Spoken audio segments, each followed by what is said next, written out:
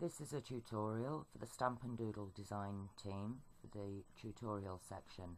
Today we're going to make yo-yos which we can convert into a shamrock from fabric. What you will need a rough circle and a much smaller triangle, which is here. You will need fabric, needle and thread, an alcohol pen, buttons, and I've used an embroidery thread for the centre of my shamrock yo-yo.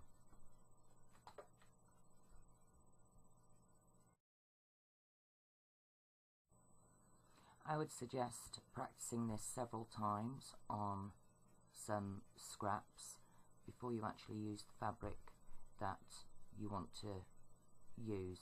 Do not use too heavy a weight fabric, as this will make it very hard to move. You need to form a running stitch all the way around the outside of the circle like this. Okay, so I'm going to come up very close to the end there, pull the thread through. Now what you need to do is you need to pull the ends so that you can gather it into a little pouch or pocket. Okay, pull as tight as you can, and then I would suggest tying this off at this point. Okay,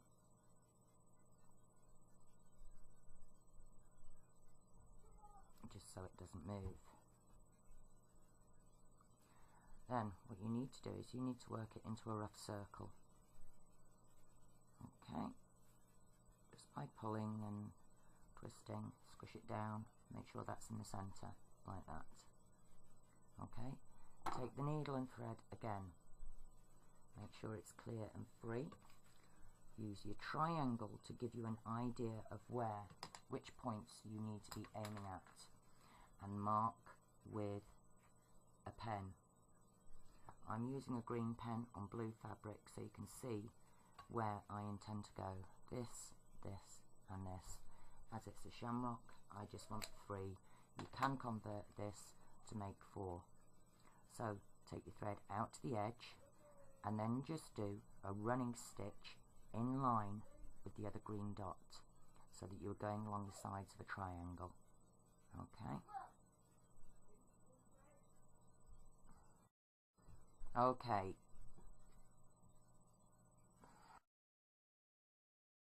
Okay, I've now come to the edge, so I'm going to pull the thread all the way through. Again, it's a running stitch, it's not too hard. I'm just going to run right up to the very edge of the thread there. And now I'm going to pull. Okay, so what we've done is we have created a small petal there.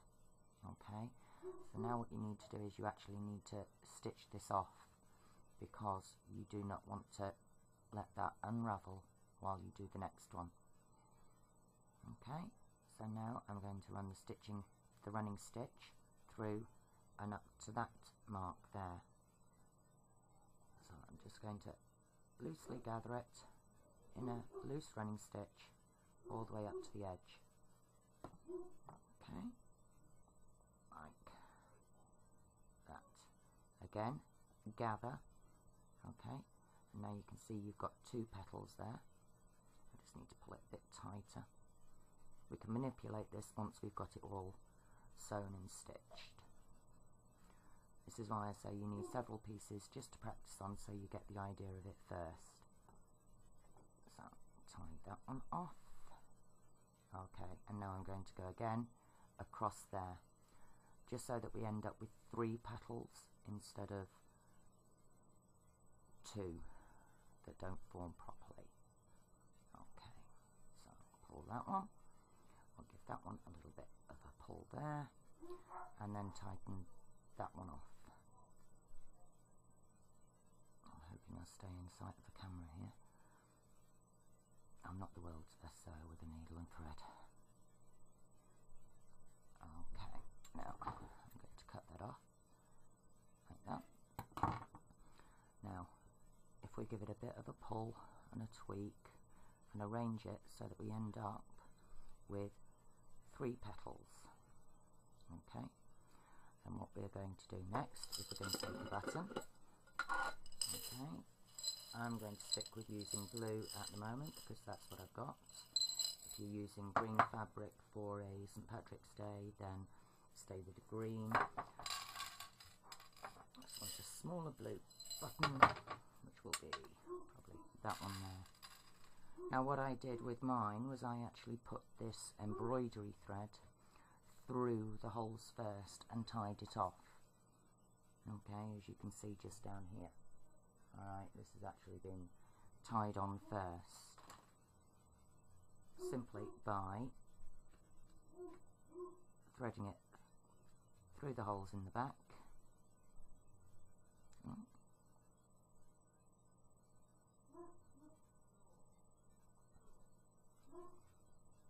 As this button has 4 holes, I'm only going to use 2. Just want to get that in.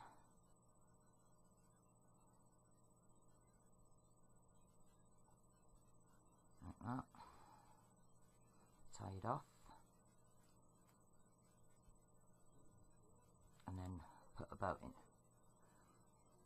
The longer it is means that you've got more thread to play with when you come to making your bow in the position that you want. Oops.